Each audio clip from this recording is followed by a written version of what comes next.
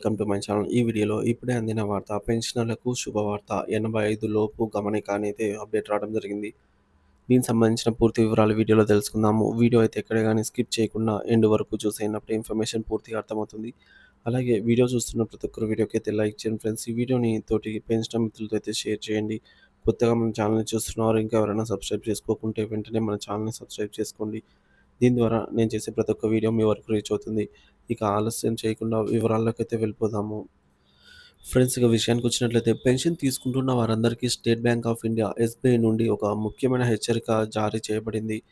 ఆర్థిక మోసాలు పెరుగుతున్న నేపథ్యంలో పెన్షనర్లు తమ వ్యక్తిగత మరియు బ్యాంకింగ్ వివరాలను పంచుకోవడంలో అత్యంత అప్రమత్తంగా ఉండాలని బ్యాంకు సూచిస్తోంది. ఎస్‌బీఐ నుంచి జారీ చేయబడిన కీలక హెచ్చరికలు మరియు సూచనలు ఈ విధంగా ఉన్నాయి. మొదటిది, బ్యాంకు నుంచి ఎప్పుడూ ఫోన్ కాల్స్ అయితే చేయరు. ఎస్‌బీఐ స్పష్టంగా ఒక విషయాన్ని తెలియజేసింది. బ్యాంక్ ఎట్టి పరిస్థితుల్లోనూ పెన్షనర్లకు నేరుగా ఫోన్ చేసి వారి వ్యక్తిగత వివరాలను అడగదు. ముఖ్యంగా పెన్షన్ చెల్లింపులకు సంబంధించి వివరాలను తెలుసుకోవడానికి బ్యాంకు నుండి కాల్స్ అసలు రావని పెన్షనర్లు గమనించాలి. సైబర్ నేరగాళ్ల మోసగాళ్లు బ్యాంకు ప్రతినిధులుగా నటిస్తూ ఫోన్ కాల్స్ చేసి వ్యక్తిగత సమాచారాన్ని సేకరించడానికి ప్రయత్నిస్తారు.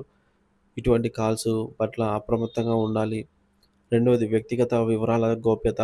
మీ pension payment order, PPO number, user name, password, Paytm pin లేదా వన్ టైమ్ పిన్, ఓటీపీ వంటి వ్యక్తిగత బ్యాంకింగ్ వివరాలను ఎట్టి పరిస్థితుల్లోనూ ఎవరితోనూ పంచుకోవద్దు. బ్యాంకు సిబ్బంది అని చెప్పుకునే వారికి కూడా ఈ వివరాలను చెప్పకూడదు. ఈ వివరాలు చాలా గోప్యమైనవి. వీటిని ఇతరులకు వెల్లడిస్తే మీ ఖాతా నుంచి డబ్బును దొంగిలించే అవకాశం అయితే ఉంటుంది. ఇక మూడోది, ఆర్థిక మోసాల పట్ల అవగాహన. పెన్షనర్లు సాధారణంగా ఆర్థిక మోసాలకు గురయ్యే అవకాశం ఎక్కువగా ఉంటుంది. ఎందుకంటే వారు సాంకేతిక పరిజ్ఞానంపై అంతగా పట్టు ఉండకపోవచ్చు మరియు మంచి మాటలతో సులభంగా మోసపోవచ్చు. మంచి మాటలకు సులభంగా మోసపోతారు కాబట్టి తెలియని వ్యక్తులు కాల్ చేసినప్పుడు, ముఖ్యంగా బ్యాంకింగ్ వివరాలు అడిగినప్పుడు చాలా జాగ్రత్తగా ఉండాలి. బ్యాంక్ ఎప్పటికీ మీ ఓటీపీ, పిన్ నంబర్ లేదా పాస్వర్డ్‌ను అడగదు అని గుర్తుంచుకోండి. నాలుగోది, అనుమానాస్పద కాల్స్, సందేశాలపై చర్య. మీకు అనుమానాస్పద ఫోన్ కాల్స్ లేదా ఎస్ఎంఎస్‌లు వచ్చినప్పుడు వాటికి స్పందించకుండా వెంటనే బ్యాంకు శాఖను సంప్రదించే సమాచారం అయితే అందించాలి.